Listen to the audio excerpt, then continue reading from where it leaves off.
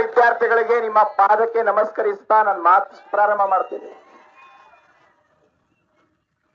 ಇವತ್ತು ನಾವು ಸುಮ್ನೆ ಆಟ ಆಡೋದ್ ಕೆಲಸ ಮಾಡಕ್ ಬರ್ತಾ ಇಲ್ಲ. ಇಲ್ಲಿ ಸುಮ್ನೆ ಏನೋ ನಮ್ಗೆ ಟೈಮ್ ಪಾಸ್ ಮಾಡಕ್ ಬರೋಕೆ ಹೋರಾಟ ಮಾಡ್ತಾ ಇಲ್ಲ. ಇಲ್ಲಿ ಹೋರಾಟ ಮಾಡ್ತಾ ಇರೋದು ಸರ್ಕಾರ ಹೇಳಿರೋ ಒಂದು ಹೇಳಿಕೆನ, ಅವರು ಒಂದೊಂದು ಸ್ಟೇಟ್ಮೆಂಟ್ಸ್ ಪ್ರತಿಯೊಬ್ಬ ಯುವಕರನ್ನು ಪ್ರತಿದಿನ ನ್ಯೂಸ್ ಪೇಪರ್ ಓದ್ತಾರೆ. ಅವರ ಪ್ರಣಾಳಿಕೆಯಲ್ಲಿ ಏನ್ ಹೇಳಿತ್ತು ಕಾಂಗ್ರೆಸ್ ಸರ್ಕಾರ?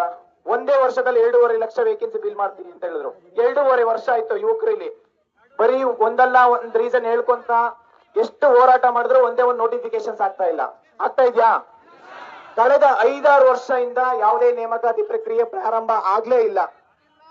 5-6 ವರ್ಷ ಯಾಕೆ ಹೇಳ್ತೀನಿ ಅಂತಂದ್ರೆ, 2 ವರ್ಷ ಕೋವಿಡ್ ಆಯ್ತು, 2 ವರ್ಷ ಎಲ್ರಿಗೂ ಸರ್ವೇ ಸಾಮಾನ್ಯ ಇಡೀ ಆಲ್ ಓವರ್ ಎಂಟೈರ್ ವರ್ಲ್ಡ್ಗೆ ನಮ್ಮ ಎಂಟೈರ್ ವರ್ಲ್ಡ್ಗೆ ಏನಂತಂದ್ರೆ ಒಂದು ಕೋವಿಡ್ ಅಂತ ಒಂದು ಮಹಾಮಾರಿ ಇತ್ತು, ಅದು ಎಕ್ಸೆಪ್ಷನ್.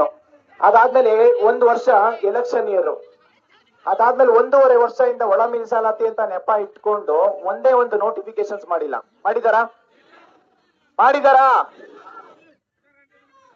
1.5 ವರ್ಷ. ನಾನು 1.5 ವರ್ಷದಿಂದ ಮಾನ್ಯ ಮುಖ್ಯಮಂತ್ರಿ ಸಿದ್ದರಾಮಯ್ಯ ಸರ್ಗೆ ನಾಗಮೋಹನ್ ದಾಸ್ ಸರ್ ಹತ್ರ ಹೋಗಿ ಮನವಿ ಮಾಡ್ಕೊಂಡೆ, ಸರ್ ಒಳ ಮೀಸಲಾತಿಯಿಂದ ಯಾವುದೇ ನೇಮಕಾತಿ ಪ್ರಕ್ರಿಯೆ ತಡೆ ಹಿಡಿಯೋದು ಬೇಡ ಅಂತ ಹೇಳಿ. ಹೌದು, ನೇಮಕಾತಿಗೂ ಒಳ ಮೀಸಲಾತಿಗೂ ಸಂಬಂಧನೇ ಇಲ್ಲ ಅಂತ ಹೇಳಿದ್ರು. ಆದ್ರೂ ಅವರು ಪತ್ರನೂ ಬರೀತೀನಿ ಅಂತ ಹೇಳಿದ್ರು. ನಾನು ಮಾನ್ಯ ಮುಖ್ಯಮಂತ್ರಿ ಸಿದ್ದರಾಮಯ್ಯ ಸರ್ಗೆ ನಾನು ಅವತ್ತಿಂದ 1.5 ವರ್ಷದಿಂದ ಕೇಳ್ಕೊಂತಾ ಇದೀವಿ, ಏನಂದ್ರೆ ಒಳ ಮೀಸಲಾತಿ ಒಳಗೊಂಡಂತೆ ನೇಮಕಾತಿ ಪ್ರಕ್ರಿಯೆ ಪ್ರಾರಂಭ ಮಾಡಿ ಅಂತ ಹೇಳಿ. ಹೌದಾ ಇಲ್ವಾ? ಆದ್ರೆ 1.5 ವರ್ಷದಿಂದ ನೆಪ ಹೇಳ್ಕೊಂಡು ಬರ್ತಾನೆ ಹೋದ್ರು. ನಾವು ಆಗಸ್ಟ್ 11ನೇ ತಾರೀಕು ನೇಮಕಾತಿ ತಿಥಿ ಆಗಿದೆ ಅಂತ ಹೇಳಿ ಹೋರಾಟ ಮಾಡಿದ್ವಿ ಫ್ರೀಡಂ ಪಾರ್ಕ್ ಅಲ್ಲಿ. ತಿಥಿ ಆಗಿದೆ ಅಂತ ಹೇಳ್ಬಿಟ್ಟು, ಆದ್ರೂ ಅದು 1 ತಿಂಗಳಾದ್ಮೇಲೆ 1 ತಿಂಗಳಾದ್ರೆ ಒಳ ಮೀಸಲಾತಿ ರಿಪೋರ್ಟ್ ಜಾರಿಗೆ ಆಯ್ತಷ್ಟೇ. ನೇಮಕಾತಿ ಪ್ರಕ್ರಿಯೆ ಪ್ರಾರಂಭ ಆಯ್ತು ಅವಾಗಾದ್ರು? ಅದಾದ್ಮೇಲೆ ತಿರ್ಗಾ ಮತ್ತೆ ನಾವು ಸೆಪ್ಟೆಂಬರ್ 25ನೇ ತಾರೀಕು ಧಾರವಾಡದಲ್ಲಿ ಹೋರಾಟ ಮಾಡ್ಬೇಕು ಅಂತ ಹೇಳಿ ಎಲ್ಲಾ ವಿದ್ಯಾರ್ಥಿಗಳು ಡಿಸೈಡ್ ಮಾಡಿದ್ವಿ. ಹೌದಾ? ಇಡೀ ದೇಶಕ್ಕೆ ಗೊತ್ತಾಯ್ತು ನಮ್ಮ ವಿದ್ಯಾರ್ಥಿಗಳ ಶಕ್ತಿ ಏನು ಅಂತ ಹೇಳಿ. ಧಾರವಾಡದಲ್ಲಿ ತೋರ್ಸಿದೀವ ಇಲ್ವಾ? ಆದ್ರೆ ಅಮೆಂಡ್ಸ್ ಅಂತ ಹೇಳಿ, ಹೌದಾ ಇಲ್ವಾ? ಸರ್ಕಾರದಲ್ಲಿ ಏನ್ ಖಾಲಿ ಹುದ್ದೆ ಇದೆ ಅದನ್ನ ಮಾತ್ರ ಫಿಲ್ ಮಾಡಿ ಅಂತ ನಾವು ಕೇಳ್ಕೊಂತ ಇರೋದು. ಹೌದಾ ಇಲ್ವಾ?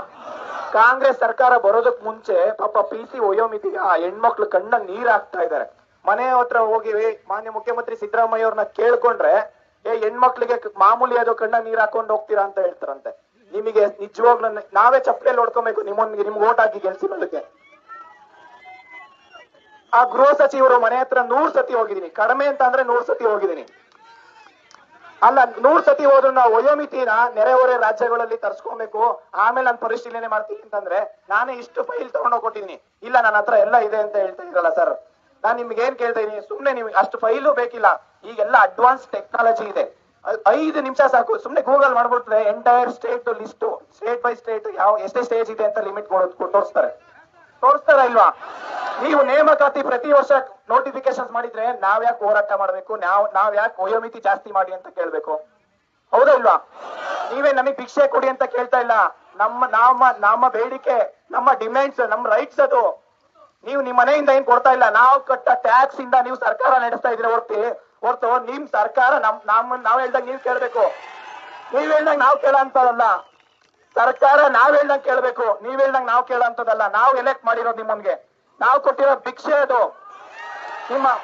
ನಿಮ್ಮ ಅಧಿಕಾರ ಶಾಶ್ವತ ಅಲ್ಲ. ನೀವೇನ್ ಕೆಲಸ ಮಾಡ್ತೀರಾ ಅದೇ ಶಾಶ್ವತ ಉಳ್ಕೊಳೋದು. ಹೌದಾ ಇಲ್ವಾ? ಯಾವ ಅಧಿಕಾರ ಇರ್ಬೋದು, ಯಾವುದೇ ರಾಜಕೀಯವಾಗಿರ್ಬೋದು, ಯಾವುದೇ ಅಧಿಕಾರ ಇರ್ಬೋದು, ಅದು 2 ದಿನ ಅಷ್ಟೇ, ಅದು ಶಾಶ್ವತ ಇಲ್ಲ. ನಿಮ್ಮ ಹತ್ರ 100 ಕೋಟಿ 1000 ಕೋಟಿ ಇದ್ರು ನಮ್ಮಷ್ಟು ಶಕ್ತಿ ನಮಗಿರೋ ಒಂದು ನಾಲೆಡ್ಜ್ ನಿಮ್ಮಲ್ಲಿ ಇಲ್ಲ. 1% ಇಲ್ಲ. ಇದೆಯಾ? ನಾವು ರಾತ್ರಿ ಎಲ್ಲ ನೆಮ್ಮದಿಯಾಗಿ ನಿದ್ದೆ ಮಾಡ್ತೀವಿ.